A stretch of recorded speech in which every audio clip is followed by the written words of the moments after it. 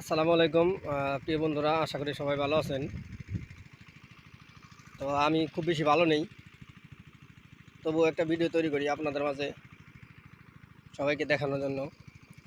তো এটা হচ্ছে আমাদের সেই ঐতিহ্যবাহী নোয়াই নদী, বারাবসা নাগরপুর টাঙ্গাইল।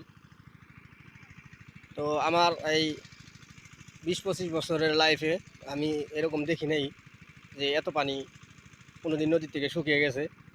এবারই প্রথম দেখলাম যে আমি হাঁটতেছি, দেখেন এই যে একদম একদম গাড়ে গেছে, এই যে শুকিয়ে গেছে, এই যে ফাইটে গেছে নদীতে একদম। এত তাপমাত্রার কারণে, যেহেতু এবার সবচেয়ে বাংলাদেশের ইতিহাসে সবচেয়ে বেশি তাপমাত্রা, প্রায় 43 ডিগ্রি সুই সুই এরকম তাপমাত্রা। সো সেই তাপমাত্রার কারণেই এরকম আসলে আর কি, যে নদীর পানি সব শুকিয়ে গেছে। আমার আশেপাশে দেখেন এই যে আমি কিন্তু নদীর মধ্যে এখন।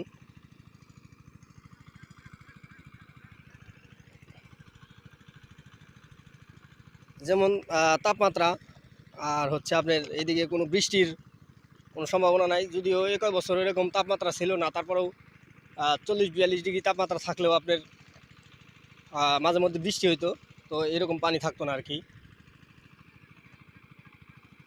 এবার হচ্ছে বাংলাদেশের ইতিহাসে সবচেয়ে তাপমাত্রা, আর হচ্ছে গরম, বৃষ্টি নাই। একেবারে নদী ফাইটে গেছে, এই যে এটা চৌচির হয়ে গেছে, এটা হচ্ছে বগের পার চিহ্ন, এই যে নদী ফাইটে গেছে এই যে।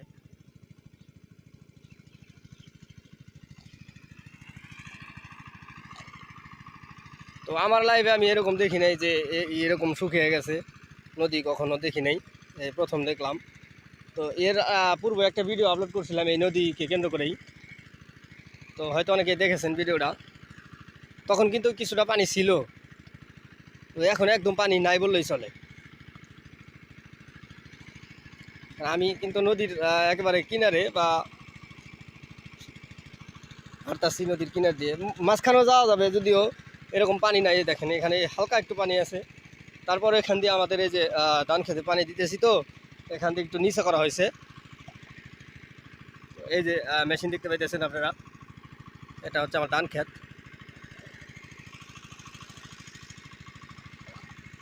তো এটা আসলে এরকম যতই তাপমাত্রা থাক, এরকম পানি শুকানোর কোনো অবকাশ ছিল না। যদি বৃষ্টি থাকতো তাহলে হয়তো বা এরকম এত শুকাইতো না, কিন্তু বৃষ্টি নাই। বৃষ্টির কারণে এরকম পরিস্থিতির শিকার আমরা সবাই।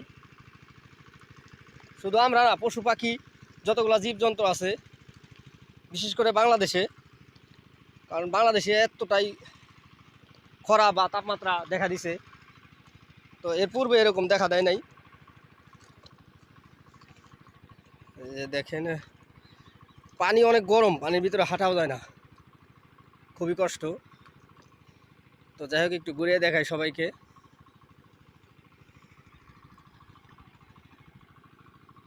আমি দেখেন এই যে নদীর কিনারে বলতে একেবারে যে কিনারে তা না, আর একটু ভিতরে ঢুকছি।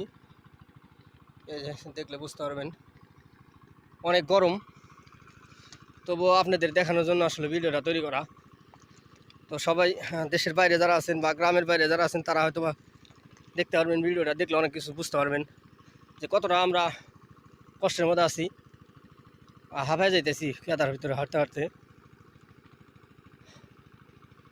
তো যাই হোক প্রিয় বন্ধুরা, সবাই সাপোর্ট করবেন আমাকে, আর এই ভিডিওটা দেখবেন, দেখলে অবশ্যই কিছুটা হলেও অনুভব করতে পারবেন যে এলাকার কী অবস্থা, বর্তমানে গ্রামের কী অবস্থা। তো যারা ভিডিওটা দেখবেন অবশ্যই লাইক কমেন্ট শেয়ার দিবেন। নতুনে যারা দেখবেন অবশ্যই আমার এই আইডি পেজ ফলো দিবেন।